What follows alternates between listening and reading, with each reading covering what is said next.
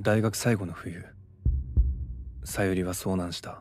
Cerita diawali dengan narasi yang menceritakan terkait kegiatan mendaki yang dilakukan oleh beberapa orang mahasiswa. Pada waktu itu terjadi sebuah tragedi di mana salah seorang wanita bernama Sayuri dinyatakan hilang tepat saat musim salju tiba, yang membuat pencarian menjadi semakin rumit, membuat keberadaannya sangat mustahil untuk ditemukan. さゆりの死は俺たちをこの山に縛り付けた。降り始めた雪と山深い地で彼女の遺体が見つかることはなかった。 16 tahun kemudian, kisah akan berfokus kepada seorang pendaki bernama Asai. Ia bersama rekannya yang bernama Jion kini tengah terjebak dalam badai salju dengan kaki kiri Jion yang mengalami luka, di mana Asai yang tidak ingin membiarkan sahabatnya menderita dengan cepat menggunakan tali untuk menghentikan pendarahan sebagai penanganan utama demi menyelamatkannya.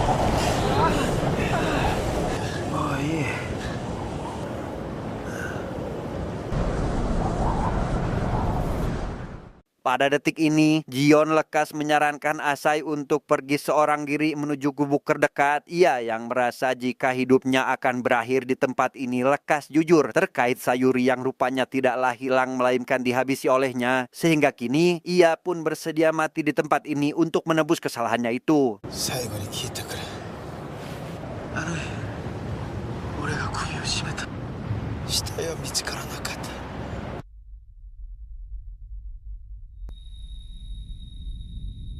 Alasannya menghabisi Sayuri, Jion mengaku jika dirinya sangat mencintai wanita itu. Namun entah bagaimana kronologi yang sebenarnya, Jion kali ini merasa lega karena memberitahukan masalah ini kepada Asai selaku sahabat dekatnya, karena semenjak kejadian itu ia telah memendam perasaan bersalahnya ini dari siapapun.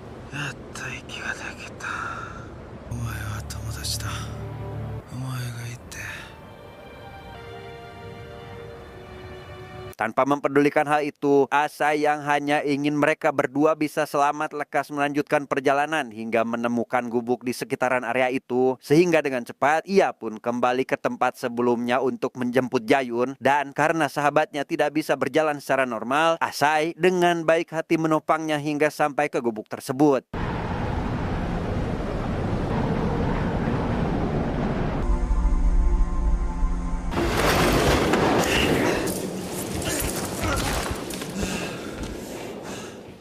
Setibanya di sana, Asai segera menyusuri satu persatu ruangan untuk mencari persediaan kayu bakar. Namun sesaat setelah ditemukan, ia yang mendapati Jion tidak ada di sana memutuskan untuk memeriksa ruangan atas, tetapi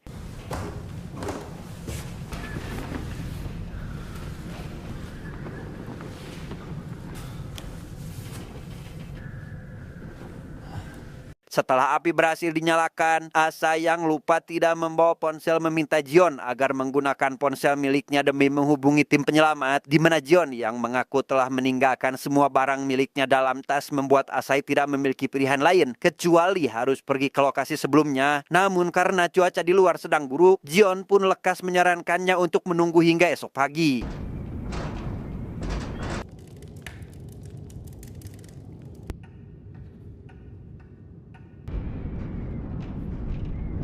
Untuk mengisi perut yang keroncongan, Asai yang menemukan bawang bombay di ruangan dapur berniat membuat sup agar mereka bisa makan malam ini. Namun saat hendak mengambil pisau, ia tidak mendapati satu pun benda tersebut ada di tempatnya dan justru malah menemukan percik darah yang membuatnya curiga jika Jion telah mengambilnya terlebih dahulu. Jion.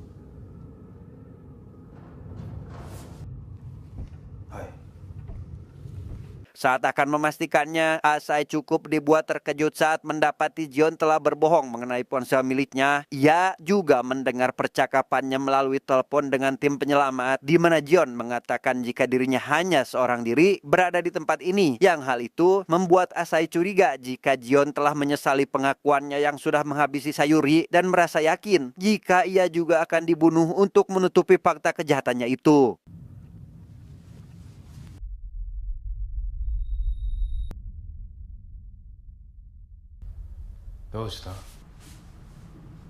Di tengah kepanikan itu, Asai dibuat terkejut akan kedatangan Jion yang bertanya, sedang memikirkan apa, Mang? Ia yang belum memiliki bukti kuat akan apa yang ada di dalam pikirannya saat ini hanya memberitahu jika dirinya kini membutuhkan sebilah pisau untuk memasak sehingga...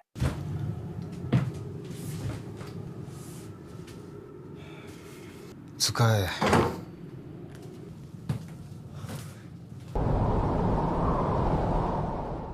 Singkat cerita, Asai yang ingin memastikan kembali perkataan Jion terhadap tim penyelamat kini mendapat jawaban cukup masuk akal, yakni orang yang mengalami luka di tempat ini hanya satu orang, sehingga hal itu cukup membuatnya merasa lega, namun tidak diizinkan meminjam ponsel tersebut dengan alasan kehabisan daya.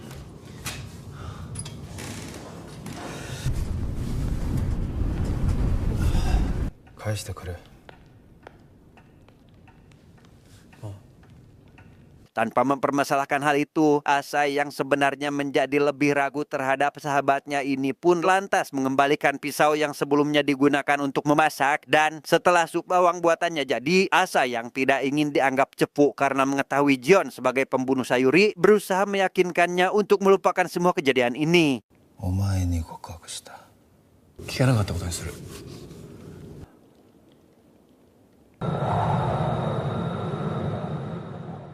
Saat hendak tidur, Asai dikejutkan oleh alarm jam dinding yang menunjukkan pukul jam 9 malam. Ia yang memutuskan untuk tidak melanjutkan tidur kali ini mendapati penglihatannya kabur, yang membuatnya tidak dapat melihat dengan jelas. Pada momen ini, Asai menyaksikan Jion berperilaku aneh, yaitu melukai kaki kirinya sendiri dengan alasan tidak merasakan sakit sedikit pun. 何やってんだよ。何も感じない。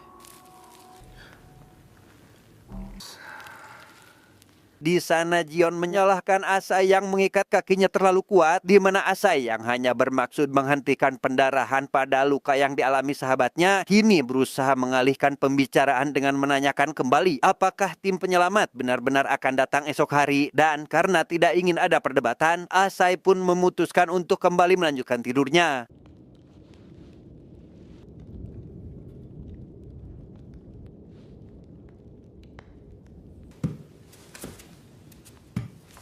Saat akan tidur itulah, Asai yang melihat Jion pergi keluar untuk buang air kecil membuatnya lekas menggeledah barang milik sahabatnya, berharap menemukan ponsel. Namun alih-alih mendapatkan barang yang dicari, ia justru malah menemukan sebilah pisau dan...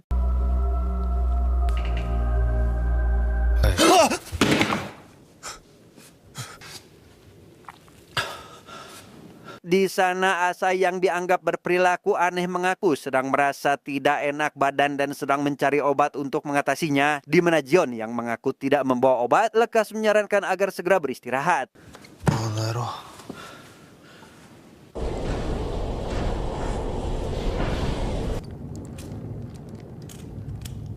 Karena Asai rupanya merupakan kekasih Sayuri di masa lalu, Jion yang penasaran mengapa Asai seolah sama sekali tidak peduli setelah diberitahu mengenai fakta kematian wanita itu pun merasa jika ada yang disembunyikan kepadanya. Jion yang juga mengetahui bahwa Asai menyimpan pisau miliknya menganggap bahwa Asai ingin menghabisinya di tempat ini, sehingga timbullah sedikit perdebatan di antara mereka, namun tidak sampai menimbulkan pertengkaran. な、信じてくれよ。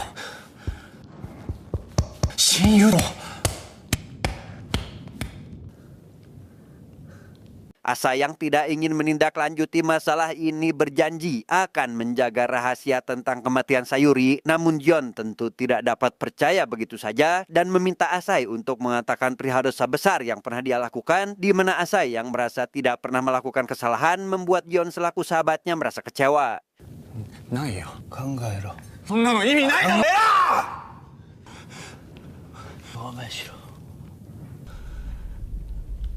Di sana Jion memberitahu jika dirinya tidak dapat hidup tenang setelah menghabisi nyawa Sayuri. Ia yang sudah terlanjur berucap mengatakan terkait kesalahannya itu kepada Asai, kini ingin agar Asai juga jujur terkait dosa besar yang dirahasiakannya selama ini. Karena dengan begitu, Jion dapat memiliki jaminan agar percaya jika Asai tidak akan melaporkan masalah ini kepada pihak yang berwajib. Jion.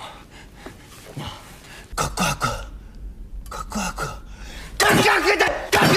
ないって Karena Asai bersikeras tidak ingin mengakui kesalahan yang dilakukannya, Jion yang merasa direndahkan pun meminta Asai agar meminta maaf. Namun Asai yang menganggap Jion hanya sedang depresi membuatnya lekas berusaha mengingatkan bahwa sebagai sahabat dekat, dirinya tidak mungkin menjerumuskan sahabat dekatnya sendiri, tetapi...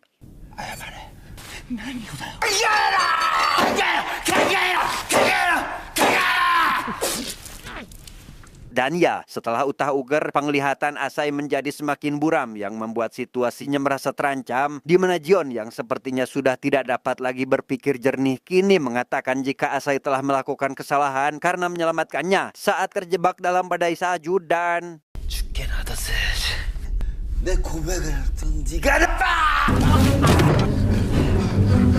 Karena Jion terbukti ingin menghabisinya untuk menghilangkan saksi mata, Asai dengan penglihatan yang kabur pun sebisa mungkin harus bertahan di gubuk ini, di mana Jion yang semakin membabi buta menggunakan skop sebagai senjata membuat Asai tidak memiliki pilihan lain kecuali harus memberikan perlawanan sehingga...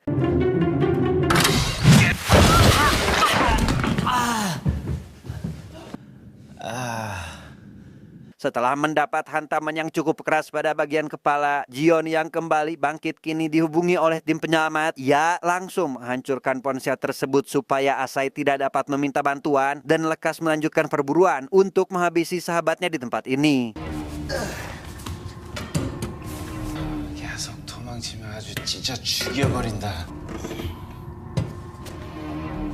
Pada detik ini, Jion menyalahkan Asai karena dahulu membiarkannya berpasangan dalam tanda kutip satu tim dengan Sayuri. Karena jika hal itu tidak terjadi, mungkin wanita tersebut masih hidup sampai sekarang. Dan dengan penuh emosi, Jion yang melihat Asai turun ke bawah melalui jalur lain pun membuatnya semakin kesal dan...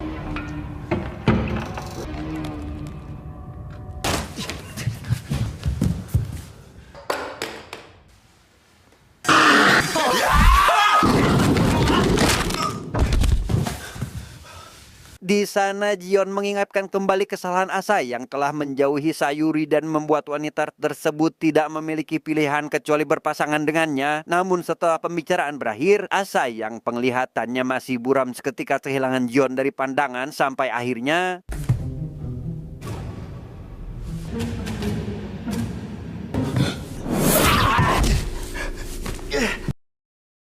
Dan ya, Jion yang menyerang dari belakang berhasil melukai Asai meski hanya goresan kecil, sehingga Asai dengan cepat segera naik ke lantai atas untuk bersembunyi, di mana Jion yang langsung ngejar kembali mengungkapkan kekesalannya terkait sikap Asai yang biasa saja saat mengetahui kematian Sayuri, sedangkan dirinya belum bisa memaafkan dirinya sendiri hingga sampai saat ini. 나로 대신하고 있었어. 내가 물건이었어.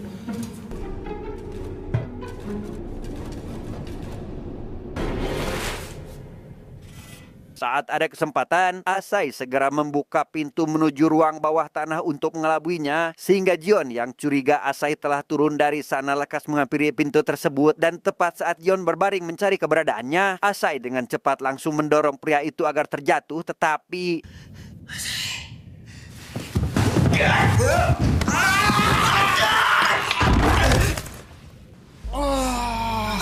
Melihat pisau tergeletak, Asai yang berniat mengambil pisau itu untuk dijadikan senjata lebih dulu dibawa oleh Jion yang mengancam akan menghabisi Asai di tempat ini. Sehingga tak ada pilihan lain, ia segera kembali masuk ke dalam ruangan dan mengunci pintu tersebut dari dalam.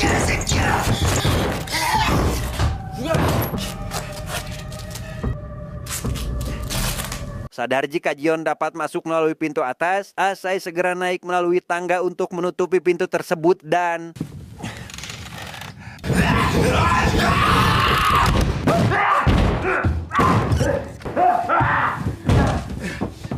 Karena membutuhkan senjata, Asai lekas mengambil sebatang kayu dan meruncingkannya pada lemari besi, di mana Jion yang semakin emosi kini menggunakan sebilah kapak untuk merusak pintu. Sadar jika Jion akan turun, Asai dengan cepat berusaha membuka kembali pintu bagian depan, tetapi...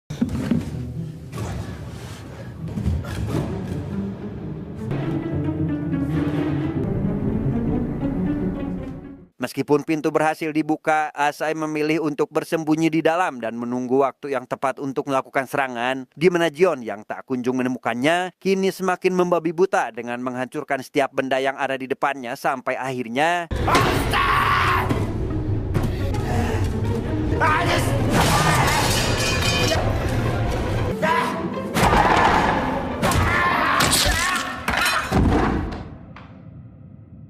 Dan ya, akibat terlalu memaksakan diri, kaki Jion yang terluka malah semakin parah hingga mengalami patah tulang, di mana pada momen ini, ia pun kembali menyeletuk dengan mengatakan jika dirinya mengetahui bahwa sebenarnya Asai merasa lega setelah kematian Sayuri, karena pada waktu itu, Sayuri yang diketahui tengah mengandung, membuat Asai selalu melarikan diri dari tanggung jawabnya. お前の子だ계속 도망치려고 했잖아. 똑같나 지금 하고. Alasannya menghabisi Sayuri adalah Jion yang diam-diam mencintai wanita itu merasa terpukul saat mengetahui sedang mengandung anak dari sahabat dekatnya. Ia menyesal telah melakukan hal itu yang sampai sekarang tidak pernah luput dari rasa bersalah yang membuat kehidupannya tidak bisa tenang hingga sampai saat ini. 그래도 죽인 거야. 날 그냥 쓰레기같이 버렸다고.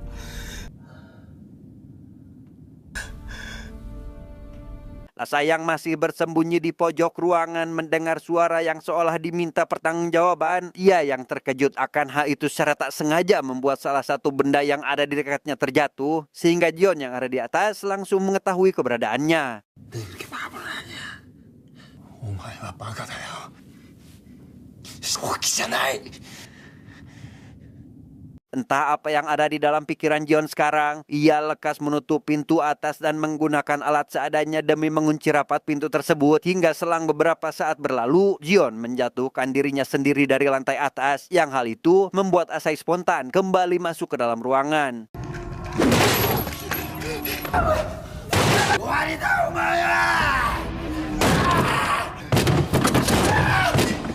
Karena Jion berusaha merusak pintu dengan menggunakan sebilah kapak, Asai yang kali ini terjebak dalam ruangan seketika mendapat secerca harapan karena tim penyelamat tiba di sana tepat waktu, di mana hal itu juga membuat Jion langsung menghentikan kebrutalannya dan meminta tim penyelamat untuk mengantarkannya menuju ke lantai atas.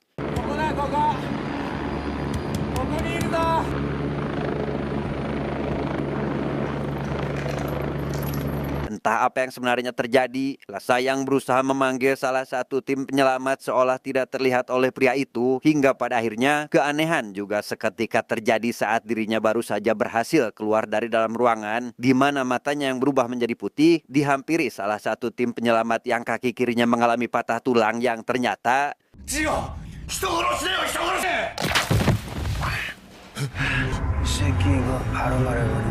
Jion yang mengcosplay dirinya menjadi salah seorang tim penyelamat telah menghabisi semua orang yang berniat menjemput mereka, di mana pada momen ini Asai dengan Jion pun akhirnya berhadapan untuk saling berusaha menghabisi satu sama lain dan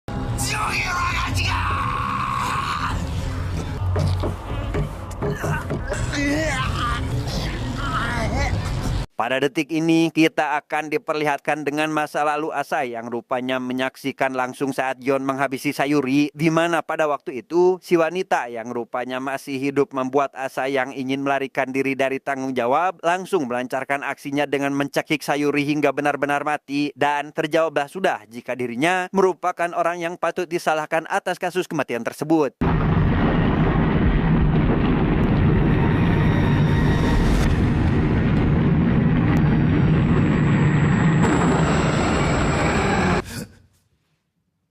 Saat kembali sadar, Asai yang melihat jam dinding sudah menunjukkan pukul 6 pagi dibuat terkejut karena ternyata apa yang dialami barusan tidak lebih dari hanya sekedar mimpi. Bahkan Jion yang juga ada di sana kini bersikap normal, seolah tidak terjadi apa-apa, namun mendengar perkataannya yang mengaku akan menyerahkan diri karena telah menghabisi Sayuri, membuatnya langsung merasa lega karena tidak ingin terlibat dalam kasus tersebut.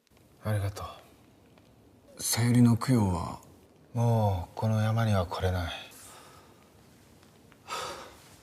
Di sana, Asai selaku orang yang pernah berpacaran dengan Sayuri jujur terkait dirinya yang telah menghambili Sayuri, di mana hal itu seketika membuat Jion terkejut karena ternyata belum mengetahuinya, dan karena sudah terlanjur berucap, Asai yang menolak memberikan penjelasan akan apa yang terjadi selanjutnya pun membuat Jion curiga jika ada yang disembunyikan oleh sahabatnya ini. 오카시. 너 지금 뭘 숨기고 있는 거야?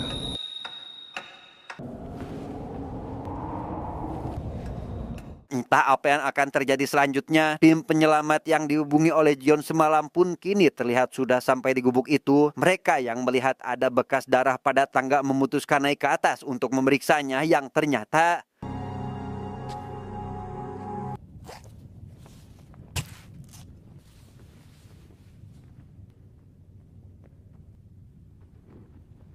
tamat, ending yang sangat membagongkan.